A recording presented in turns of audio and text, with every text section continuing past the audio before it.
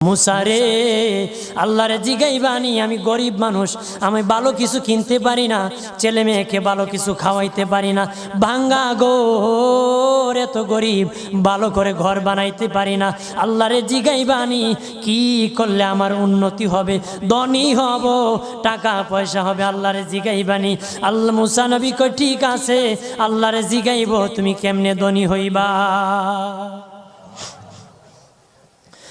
আল্লাহ নবী মুসা নবী তিন রাস্তার মোড়ে যা দেখে একটা লোক বসে আছে, তার দুই হাত নাই, দুই পা নাই, দুই হাত নাই, দুই পা নাই।